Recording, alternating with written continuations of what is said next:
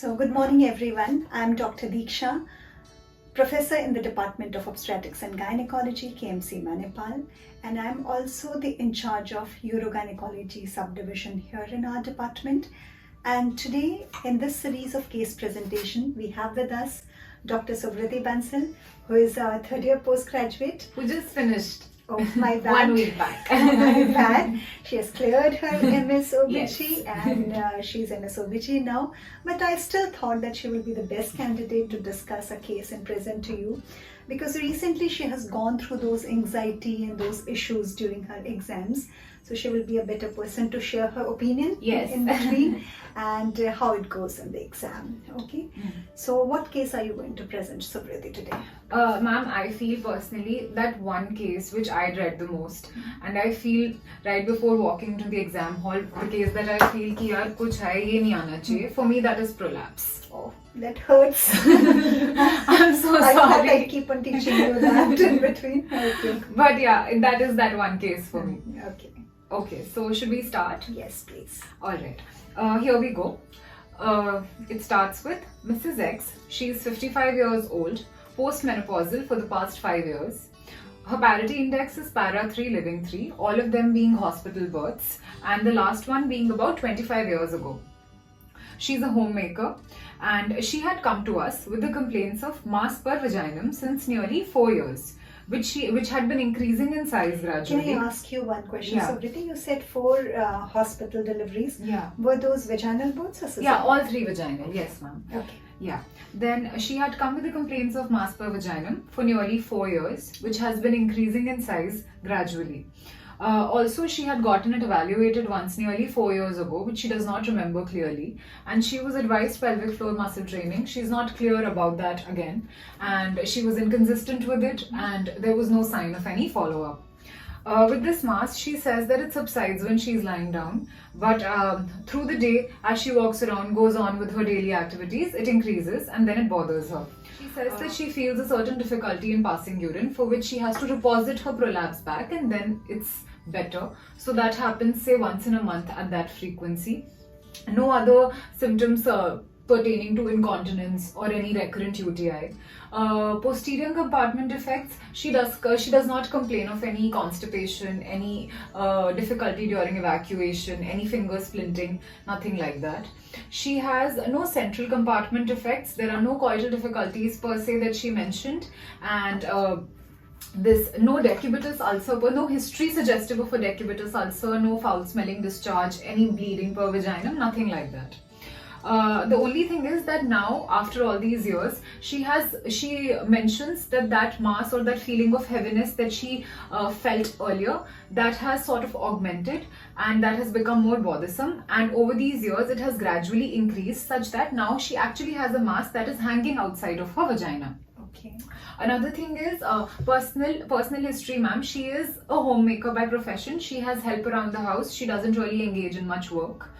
She's sexually active. She does not mention any coital difficulties, like I said earlier also. As far as her medical history is concerned, she's not obese. She doesn't have any history of COPD, no previous TB, no recurrent URTI, nothing like that. And she has no previous pelvic surgeries. All of them are vaginal births. So can you summarize what your impression, once you have just spoken to the patient, Yes. asked her questions, what is the impression at the end of just history you have about this patient? I feel she's postmenopausal. Yes. She complains of a mass per vaginum, So which she's is not very old. She's not. 50. She's only According 55. to us, she's yes, like young, yes. 55 years Yes. old. She's not obese. Okay. And her complaints. Obese will come in examination. Alright, okay, we'll talk about that Though later. you have seen her. Yes. But we are just discussing Okay, history. okay, ma'am. And she complains of a mass per vaginum, most likely to be uterovaginal prolapse. Okay. So one question, Suvrati, that Yeah. first thing comes to my mind is that usually, traditionally or conventionally, when students present history or Yes. teachers teach them, Yes. there is a lot of big part. They say that it is very important to describe every pregnancy and every delivery and childbirth. Yes. But you did not do that. No. I appreciate it. There is a reason. Yeah. But can you explain why it happened? Why it happens, ma'am, what the theory says now is that, like, through the pregnancy only some sort of weakness for the supports will happen. That may be actually regardless of the mode of delivery. Just pregnancy itself may have caused it.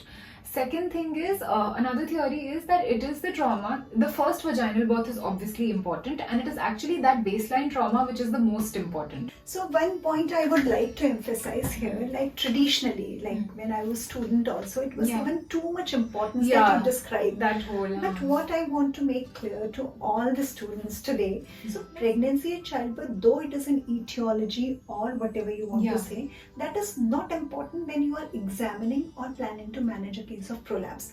When it is important when you are standing in the labor ward and conducting a delivery. Correct. That time you have to control that. Yes. More like a preventive measure. Not in the risk assessment. Yes. There are some other risk factors, like you said, COPD, asthma, chronic constipation. These are modifiable. And these will be like triggering factors all through, ma'am. Like the delivery has occurred and so many years have passed.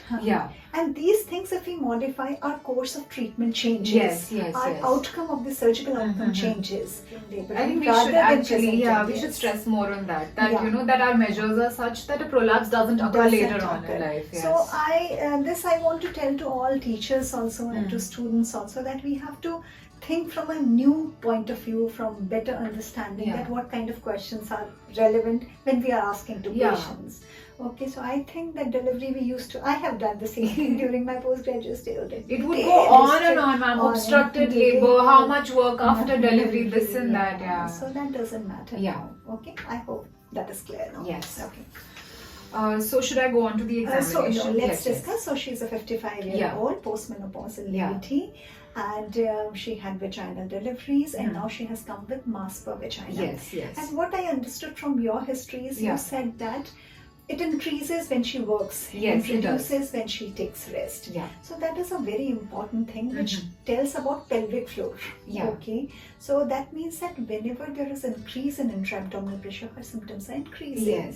Okay, whenever she's relaxed, the symptoms go back. So this is one very important point to differentiate other vaginal masses, other cells and cancers and other fibroids, inversion of uterus from pelvic floor disorders or pelvic floor relaxation. So you have made it very clear. That's one very good thing. Then you have told about compartments. So you told that little problem she has intercompartment defect. She does. So maybe there is some cystocyst which is present. And prolapse you have already. What do you think when she says that it has come out? What degree prolapse, if I have? It has come, so it could be stage third or fourth. Third or fourth. We cannot differentiate just with the history. So it is either third or fourth degree uterine prolapse. One important thing you told again about the treatment history. Oh yes, that she had, yes ma'am. So she had gone about say 4 years earlier, and at that time her complaints were not a mass evidently hanging outside of her vagina, but a certain feeling of heaviness in the vagina. And at that time they had advised her pelvic floor muscle training, and she doesn't clearly remember what they advised also, what were those exercises like, how many times a day she should have done them. She was very inconsistent. She was doing at her own whims and fancies. But do you think it's her fault?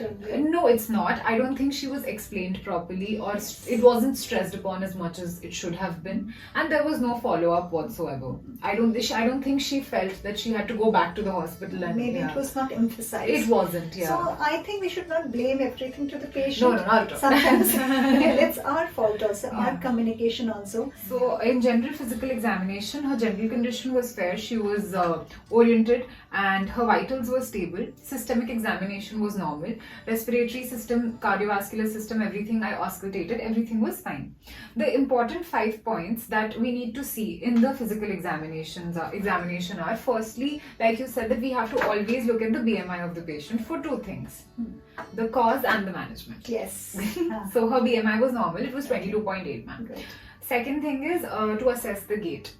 So why do you think gait is important? Ma'am, 3 things again. To rule out, like in a very obvious manner, to rule out any gross neuromuscular disorders, any joint pathologies, bone related problems, for that. So I want to make it very clear once again. So it is not a neurological kind of assessment what we are doing for gait. We are not telling the patient to walk and show us, not like that. when she enters inside Yeah, her it's something room, we have to notice. Yeah. when she is getting up from her Yes, couch yes, after examination, yes. or how she's walking around. Yeah. You just have to observe. Observe You that, yeah. Don't have to ask her to ask demonstrate. her to demonstrate. It Yeah. is not a neurological examination. Yes.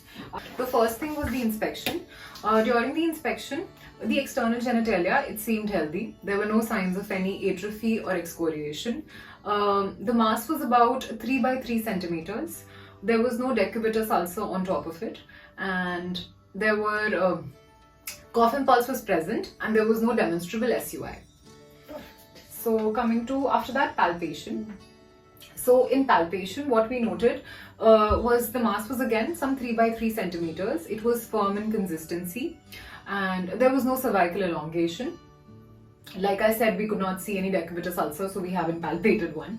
And the external os was mid position. It was seen mid position. So after this, we go on to speculum examination. In the speculum examination, I noted that there was a minimal cystocele, most likely to be a lateral defect. Those rugosities were evident, and a minimal rectocele was also noted.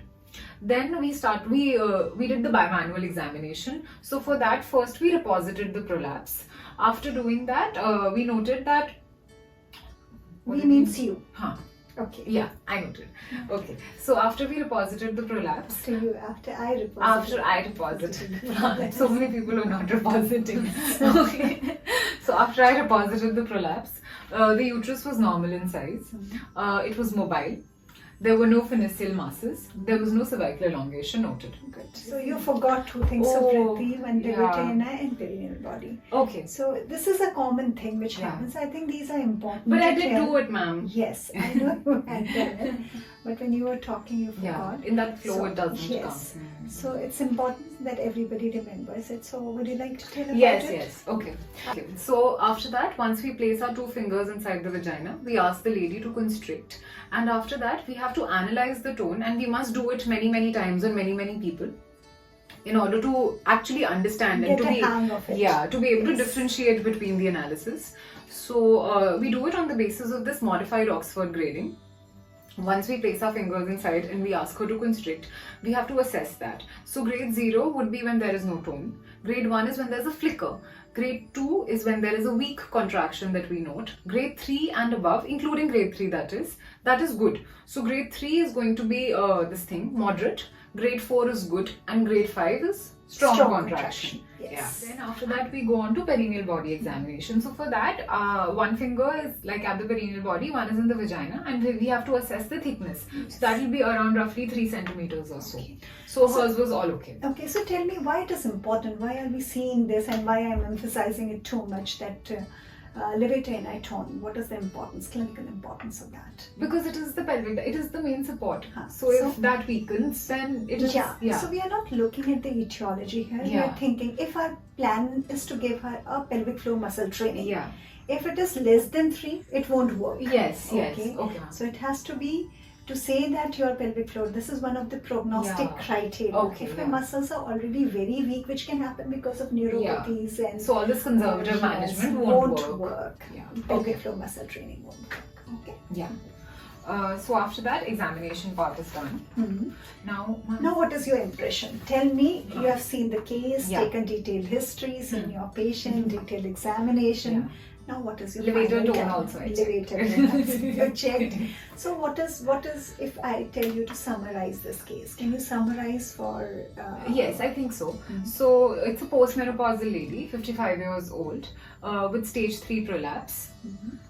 No stage 3 uterovaginal prolapse with minimal cystocele and minimal rectocele. No medical comorbidities. No previous history of any surgeries. Anything I'm forgetting? With who is sexually active? I would add. Yes, because that's important for our management. True. Okay. So any patient who is not sexually active, we can go ahead with some colpocyclisis or obliterated. Not for this patient. No. But again, even if we are doing a reconstructive surgery and patient is sexually active, that we have to keep length, the vaginal length intact. Yes. Okay, we had some bad experience. Yeah. We know about it. So have you done POPQ examination? Ma'am, see, in the OPD it's so cumbersome. So I don't disagree with you. Okay, it is difficult. And basically Why we don't do it? Because I think from clinical point of view, neither it correlates with symptoms. Yeah. It is complicated. It takes time. Yes. It needs lot of, like how you said it, it is cumbersome for patient and for doctor also. A lot of measurement, noting, and noting down all the measurements. And ultimately what we are gaining out of that, neither it is related to the symptoms most of the time. It does not have a very positive kind of correlation with your symptoms, and it doesn't help us with what treatment we are doing. It's like maybe later to see that whether how well it worked maybe. So I think though it is written in books and papers that it helps in follow, but I think not for patients follow, because patient is not interested whether 0.5 centimeters above the hymen it has gone, or 0.1 centimeters above the hymen. Maybe for surgeon satisfaction you can say, yeah, you have done a good job, it has gone 1 centimeter inside. Patient is not bothered about it. Patient knows that she had symptoms, and those symptoms have now gone. Yes. Yeah, so it does not have a very positive and very conclusive correlation with symptoms of the patient. And it is not very important for surgical point of or management point of view. We don't say that, okay, this A plus is this, I will give that exercise, or I'll do that kind of surgery. It is not. At this moment where we are living today in this world, we don't have POBQ based treatment for it. Actually what they tried to do, they tried to give it so many points and numbers. They wanted to create a surgical, like some staging sort of TNM staging. But for TNM staging, when you do your prognostication changes, prognosis of the patient changes, treatment changes, but here we are not changing. So many things are not happening. So I will tell you that it is not at all important from a clinician's point of view. Okay. But yes, it is important in for two things. Okay. I always tell it is important for your exam. Yeah. Because it is so much talk of the town kind of thing for the last so many years that you and it's so complicated they want to ask it. Examiners are not that bad, I say. But you enter the room, and because people also don't know why it is important, why they're asking what they're asking. So but they're asking.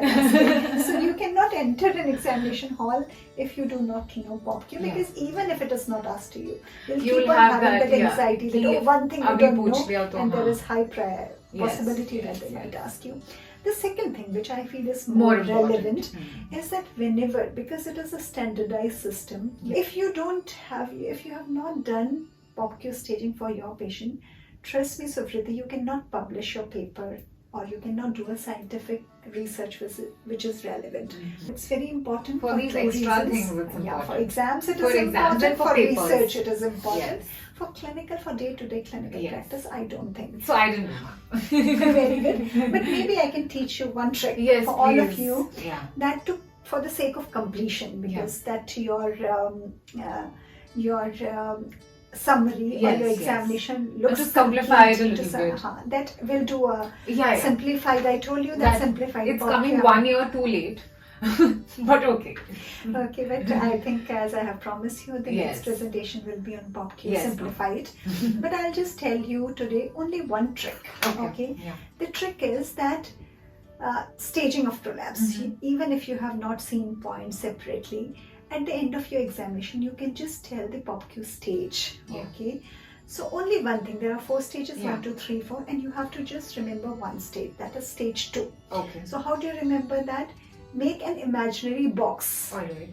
1 centimeter above and 1 centimeter below the hymen. Create a box in your imagination. If prolapse, leading part of prolapse comes in that box, it is stage 2. Okay. So if it is above that, above 1 centimeter above that box, it is stage 1. If it is in that box, stage 2.